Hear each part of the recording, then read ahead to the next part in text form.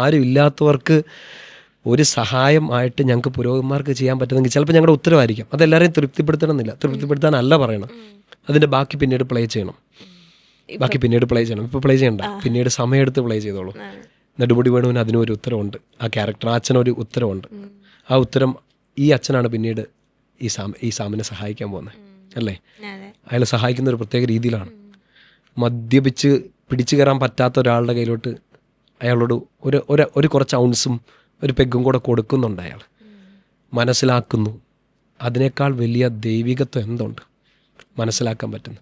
ഉത്തരം കൊടുത്തല്ലേ പറ്റുള്ളൂ. കന്ന ഒരാൾ ഒരു രോഗമായിട്ട് വന്നു, നീ മുടിയട്ടെ എന്നാണോ പുരോഹിതൻ പറയണേ?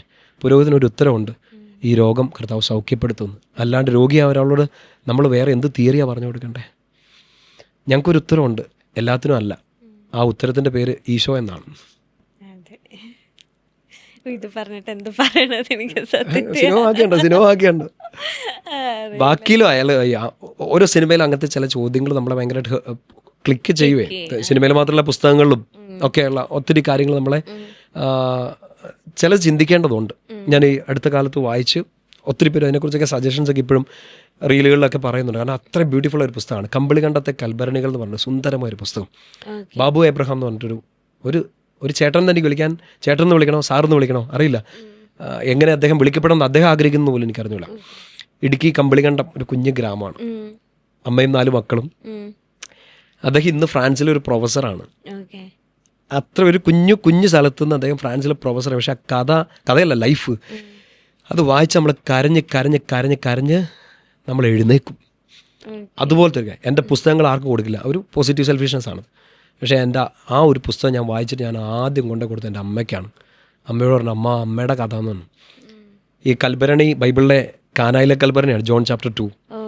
അതായത് empty ആയിരുന്ന ഒരു സങ്കടം മാത്രം സാധ്യത ഉണ്ടായിരുന്ന ഒരു കൽഭരണി നിറയ്ക്കാൻ വേണ്ടിയിട്ട് മേരി എന്ന് പറഞ്ഞ ആൾ, ഈശോയുടെ അമ്മ, അവിടെ ഒരു റോള് ചെയ്യുന്നതിനെയാണ്. ഈ ബാബു എബ്രഹാം സാറിൻ്റെ അമ്മയുടെ പേര് മേരി എന്നാണ്. ഈ കൽഭരണി ഈ 4 മക്കളാണ്. ഒന്നും ഉണ്ടാകാൻ സാധ്യതയില്ലാത്ത കടം അപ്പനിട്ടേച്ച് പോകുന്നു. അപ്പം പിന്നെ തിരിച്ചു വന്ന് കുടി, ഇദ്ദേഹം ഒളിച്ചോടേണ്ടി വരുന്നു, പഠിക്കാൻ പറ്റുന്നില്ല, മുമ്പോട്ട് പോകാൻ പറ്റുന്നില്ല, ഒരിടത്തു നിന്ന് സഹായം ലഭിക്കുന്നില്ല.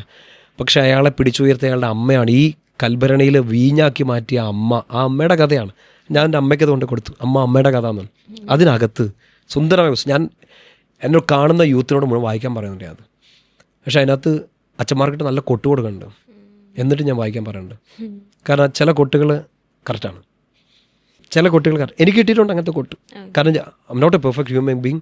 അയാൾ അച്ഛനായെന്ന് വിചാരിച്ച് അയാൾ ഹ്യൂമൻ ബീങ് ആണ്. അയാൾ ഇഷ്ടംപോലെ പൊട്ടത്തരങ്ങൾ കാണിച്ചു പോകും. വാക്കുകൾ തെറ്റിപ്പോയിട്ടുണ്ട്, വാക്കുകളിലൂടെ ആൾക്കാരെ മുറിപ്പെടുത്തിയിട്ടുണ്ട്. അങ്ങനെയുള്ളവർക്ക് ചില തിരുത്തലുകൾ ആവശ്യമാണ്. എന്നെ പറഞ്ഞ ആ വാക്കുണ്ടോ, കറക്റ്റ് ചെയ്യാൻ പറ്റാത്ത വർഗ്ഗമല്ല നമ്മൾ. എല്ലാ മനുഷ്യരും കറക്റ്റ് ചെയ്യപ്പെടുന്നതാണ്. ഞങ്ങൾക്ക് ഇച്ചിരി കൂടുതൽ കറക്ഷൻ വേണം, കാരണം മറ്റുള്ളവരെ കറക്റ്റ് ചെയ്യുന്നവരാണ് ഞങ്ങൾ. ഈ പുസ്തകത്തിൽ നല്ല കൊട്ടു കൊടുക്കുന്നുണ്ട്. ബട്ട് എനിക്കത് ഒരു പുരോഹിതനത് വായിച്ചിട്ട് എനിക്ക് സങ്കടം തോന്നിയില്ല. Okay, it's A wake up call. എനിക്കും ഞാൻ ശ്രദ്ധിക്കേണ്ട, ഞാൻ തെറ്റ് ചെയ്തു എന്നല്ല, ആ തെറ്റ് ഞാൻ ചെയ്യാതിരിക്കാനുള്ളൊരു ഇൻസ്പിറേഷനാണത്. അപ്പോൾ ഈ സിനിമയിലോ ഇല്ലെങ്കിൽ പുസ്തകങ്ങളിലോ ഇങ്ങനെയുള്ള കാര്യങ്ങൾ പറയുമ്പോൾ ഇതിലും നല്ലൊരു ഉത്തരം ഇല്ലെങ്കിൽ ഈ സാം എന്ന ക്യാരക്ടർ മറ്റൊരു ചോദ്യം ചോദിക്കാനില്ല. കാരണം അയാളുടെ ലൈഫ് മുഴുവൻ സീറോയിൽ നിൽക്കുകയാണ്. അച്ഛൻ പറയേണ്ടത് എന്താണ്, മോനെ സാമേ ശരിയാവടാ. അപ്പം അയാൾക്ക് വേറെ ഉത്തരവൊന്നും ഇല്ല. അതുകൊണ്ടാണ് പിന്നെ പറഞ്ഞ പോലെ എല്ലാത്തിനും ഉത്തരം ഇല്ലടോ. എല്ലാത്തിനും ഉത്തരം ഉണ്ടെങ്കിൽ എന്തൊരു ബോറൻ ലൈഫാണത്. എന്നെ ഉദ്ദേശിച്ച രീതിയിലാണോ ഇല്ലെങ്കിൽ എന്നെ എക്സ്പെക്ട് ചെയ്തൊരു ഉത്തരവാണതെന്ന് എനിക്കറിയില്ല. പക്ഷേ എനിക്കത് തോന്നി. നമ്മൾ ഈ സിനിമാ ഡയലോഗുകളും പുസ്തകത്തിലെ ഇതുകളും ഒക്കെ അതിനകത്ത് നമുക്കൊരു കറക്ഷൻ്റെ ആവശ്യം ഇപ്പം എനിക്കായാലും ഏതൊരു വ്യക്തിക്കും അത് എടുക്കുക എന്നുള്ളതാണ്. എടുക്കുക. ഇത് ഞാൻ ആ സിനിമ കണ്ട സമയത്ത് ഓക്കെ എന്നെ അട്രാക്ട് ചെയ്തതല്ല, കാരണം അങ്ങനത്തെ ഒരു സൊല്യൂഷൻ കൊടുക്കുന്ന ഒരു രീതി എനിക്കില്ലായിരുന്നു. പക്ഷെ അതിനകത്ത് ബൈബിൾ വേഴ്സുകളൊക്കെ ഉപയോഗിക്കുകയും അങ്ങനത്തെ ഒരു കാര്യം ഇഷ്ടപ്പെട്ടു എന്ന് മാത്രം എനിക്ക്. ഈ ലാസ്റ്റ് കണ്ട ഒരു മലയാളം മൂവി ഏതാ? ലാസ്റ്റ് കണ്ടത് ഞങ്ങൾ തുടരും തുടരും എല്ലാ പടം കാണുന്നുണ്ട്. എല്ലാ ലേറ്റസ്റ്റ് ആയിട്ടുള്ള പടം കാണുന്നുണ്ട്. അത് കഴിഞ്ഞ് കുറേ സിനിമകൾ ഇറങ്ങിയില്ലേ അത്. Okay, which Lalettan fan will miss it? അല്ലേ? അതെ അതെങ്ങനെ മിസ് ചെയ്യാൻ പറ്റും? അതെ അതെ. ഈ യങ്സ്റ്റേഴ്സ് യങ് ജനറേഷന്റെ മൂവീസ് ഒക്കെ കാണാറുണ്ടോ? വളരെ ചുരുക്കമാണ്. വളരെ എനിക്കങ്ങനെ അത്രയ്ക്ക് അങ്ങ് ഇഷ്ടപ്പെട്ട ആരും എന്നോട് സജസ്റ്റ് ചെയ്തിട്ടില്ല. ഓക്കെ. അങ്ങനെ ഞാൻ അങ്ങനെ പോയി കണ്ട അടുത്ത കാലത്തൊന്നും അങ്ങനെയൊന്നും പോയി കണ്ടിട്ടില്ല. എനിക്കൊന്ന് കുറേ നാൾ കൂടിയിട്ടാണ് ഞാൻ ഈ തുടരും സിനിമ തിയേറ്ററിൽ പോയി കണ്ടത്. ഓക്കെ. അതിന് മുമ്പ് കണ്ടത് എനിക്ക് തോന്നുന്നു ഒരു കൊല്ലമോ ഒക്കെ മുമ്പിലായിരിക്കും. ഓക്കെ. എനിക്ക് എപ്പോഴും ഉള്ള ഡൗട്ട്, ഇപ്പം അച്ഛൻ പുരോഹിതനാണ്, വൈദികരാണ്, എപ്പോഴും സന്തോഷമായിരിക്കും, ഇനി ദുഃഖങ്ങളൊന്നും വരാനില്ല. കാരണം എപ്പോഴും യേശുവിനോട് അടുത്താണ് നിൽക്കുന്നത്, അറ്റാച്ച്ഡ് ആയിട്ടാണ് നിൽക്കുന്നത്. അപ്പോൾ ഒരു സങ്കടമില്ല, കാരണം ഒരു തെറ്റുകളും ചെയ്യുന്നില്ല, വേറൊന്നും, എപ്പോഴും ഹാപ്പിയാണ് എന്നൊരു കോൺസെപ്റ്റാണ് എനിക്കുള്ളത്. അങ്ങനെ ശരിക്കും വൈദികർക്ക് എപ്പോഴും സന്തോഷം തന്നെയാണോ?